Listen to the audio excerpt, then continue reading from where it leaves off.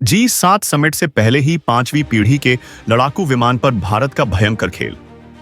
धरी रह गई फ्रांस की राफेल सोर्स कोड वाली दादागिरी। खटाई में पड़ी पूरी नई राफेल मरीन डील। देखते ही देखते अमेरिकी अकड़ भी भारत ने तोड़ कर रख दी। रूस में मोदी का तगड़ा खेल शुरू। मोदी ने क्यों अचानक टीम से कहा, भारत में बनाओ ये मक्का। रूस वाले जेट की देखो तकनीक। दोस्तों, इस वक्त G7 समिट को लेकर माहौल गर्म है, लेकिन उससे पहले ही भारत ने जो कुछ किया है उसने दुनिया भर के डिफेंस एक्सपर्ट्स और बड़े बड़े सुरमा देशों की नींद उड़ा डाली है। मोदी सरकार ने अचानक से टर्न लेते हुए एक ऐसा धमाका किया है जिसकी गूंज बीजिंग से लेकर वॉशिंगटन तक सुनाई दे रही है। भारत ने एक ऐसा दांव चला है जो न सिर्फ हमारी हवाई ताकत को कई गुना बढ़ा देगा, बल्कि दुनिया में भारत का डंका बजा देगा। दोस्तों, कुछ दिन पहले यानी 4 जून 2025 को रूस ने भारत के सामने एक ऐसा ऐतिहासिक ऑफर रखा जिसने पूरी दुनिया में खलबली मचा दी। यह कोई मामूली ऑफर नहीं था, यह था रूस का त्रयामी महाप्रहार। एक ऐसा ऑफर जिसमें एक तीर से 3 निशाने साधने का दम है। जिसका पहला पॉइंट था भारत को दुनिया का सबसे खतरनाक 5वीं पीढ़ी का फाइटर जेट Su-57 और वो भी made in in India tag के साथ। दूसरा पॉइंट था भारत के मौजूदा हवाई योद्धा हमारे अपने Su-30 MKI को और भी ज्यादा घातक एक नए सुपर सुखोई अवतार में बनाने का ऑफर। और तीसरा सबसे अहम था, मतलब भारत के अपने सपने, हमारे अपने 5वीं पीढ़ी के फाइटर जेट एमका को रूसी की टेक्नोलॉजी दम देने की बात। दोस्तों, यह ऐसा ऑफर था जिसने भारत को सोचने पर मजबूर कर डाला कि जिस फ्रांस से हम राफेल खरीद रहे थे वो सोर्स कोड तक नहीं दे रहा था। यानी हम राफेल में अपनी मर्जी के हथियार लगा नहीं सकते हैं। अमेरिका तो हमें जेट इंजन देने में तक में नौटंकी कर रहा था। वहीं रूस ने अपना दिल खोलकर अपना फाइटर जेट देने की बात कही, वो भी पूरी तकनीक ट्रांसफर के साथ।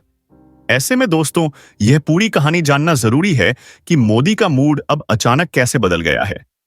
आखिर यह Su-55E है क्या भला? और भारत अब क्या बड़ा डिसीजन ले लिया है? तो दोस्तों, यह फाइटर जेट हवा का वह सिकंदर है जिसके नाम से ही दुश्मन कांपते हैं। इसे रूस ने अपने सबसे बड़े दुश्मनों को धूल चटाने के लिए तैयार किया है। यह सिर्फ एक फाइटर जेट नहीं, यह है चलता फिरता किला, आसमान का शिकारी है।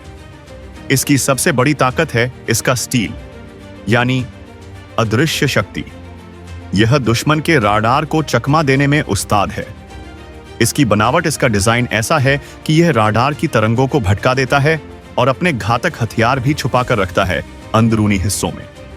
मतलब जब तक दुश्मन को भनक लगे तब तक तो खेल खत्म।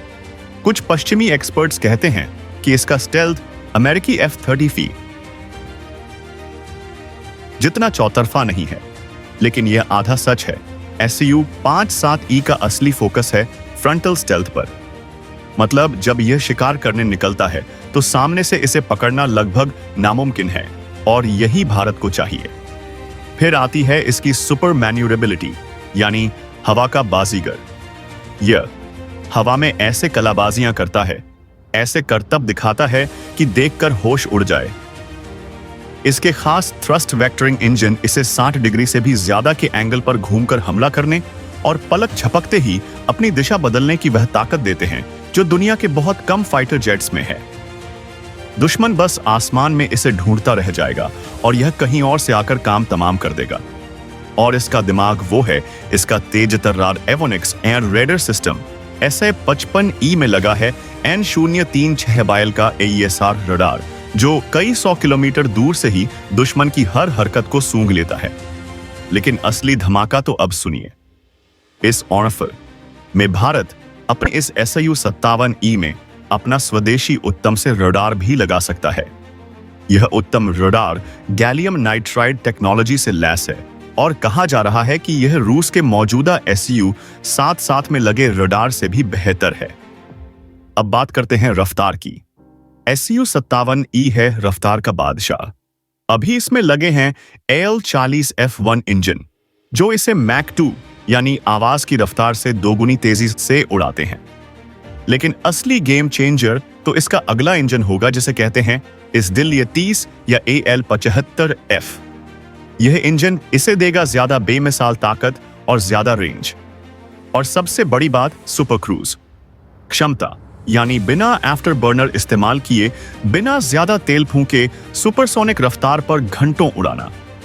यह इस दिलीय 30 इंजन का सीरियल प्रोडक्शन 2027 से पहले शुरू होने की पूरी उम्मीद है और भारत को यह भविष्य की टेक्नोलॉजी मिल सकती है। और अगर हथियारों की बात करें तो SU असार सबमी ई विनाशक शस्त्रों का पूरा भंडार है। यह हवा से हवा में मार करने वाली R-77M और R-74M² जैसी मिसाइलों से लेकर जमीन पर तबाही मचाने वाली KH-69 जैसी खतरनाक क्रूज मिसाइलें और लेजर गाइडेड बम तक सब कुछ ले जा सकता है। और तो और कुछ रिपोर्ट्स के मुताबिक यह रूस की हाइपरसोनिक किंजल मिसाइल भी फायर कर सकता है। Su-55E सिर्फ कागजी शेयर नहीं है, इसने सीरिया और यूक्रेन के युद्ध क्षेत्र में अपना दमखम दिखाया है। रूस इसे असली लड़ाई के मैदान में उतारकर टेस्ट कर चुका है, जिसका मतलब है कि यह एक आजमाया हुआ। हालांकि कुछ पश्चिमी एक्सपर्ट्स इसकी क्षमताओं पर उंगलियां उठाते रहते हैं, लेकिन रूस का दावा है कि यह किसी भी चुनौती का सामना करने के लिए पूरी तरह तैयार है। अब सुनिए वो बात जिसने फ्रांस और अमेरिका जैसे बड़े बड़े देशों के होश उड़ा दिए हैं। रूस भारत को Su-55E के साथ सिर्फ फाइटर जेट नहीं दे रहा, बल्कि दे रहा है इसका पूरा का पूरा सोर्स कोड। यह सोर्स कोड दोस्तों किसी भी फाइटर जेट का दिमाग होता है, उसकी आत्मा होती है। इसी से तय होता है कि जेट में कोई दूसरा हथियार कैसे फिट करना है, जेट कैसे उड़ेगा, कैसे लड़ेगा और कैसे दुश्मन को नेस्त नाबूद करेगा।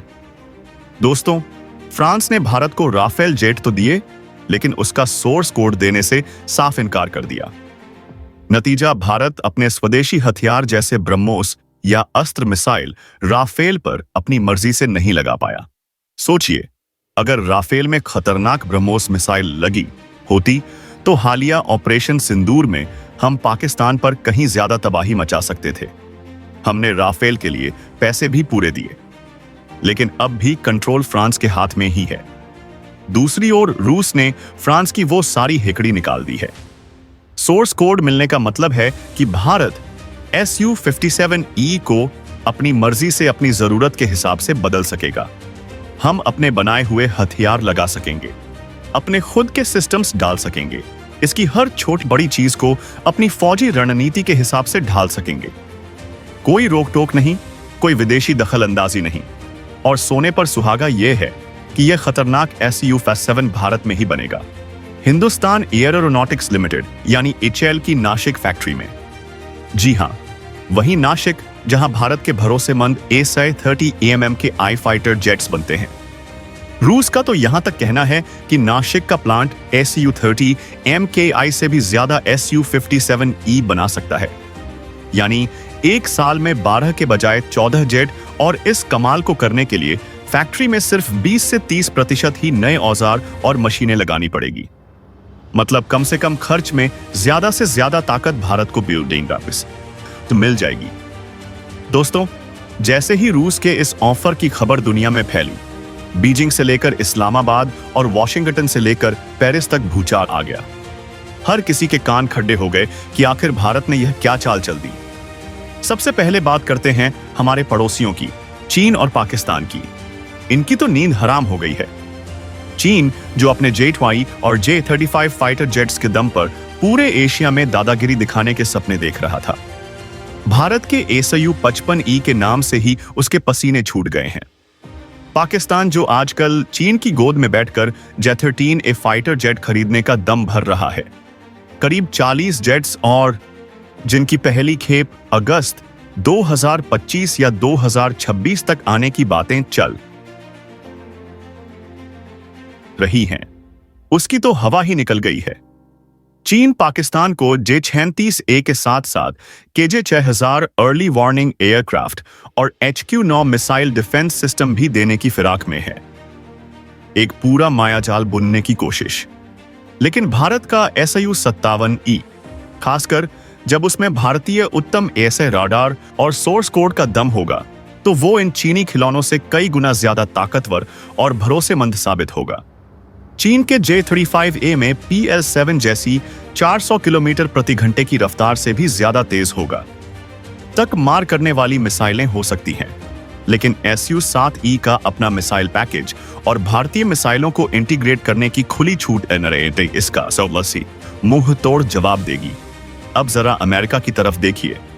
अमेरिका भी भारत को अपना F-35 फाइटर जेट बेचने के लिए पूरी फील्डिंग जमा रहा था। जून 2025 में तो बाकायदा फॉर्मल ऑफर भी आने वाला था। बड़े बड़े दावे किए जा रहे थे कि F-35 दुनिया का बेस्ट है, लेकिन भारत ने पूरी दुनिया को दिखा दिया कि वह किसी के दबाव में आकर या किसी की चमक दमक देखकर फैसले नहीं करता।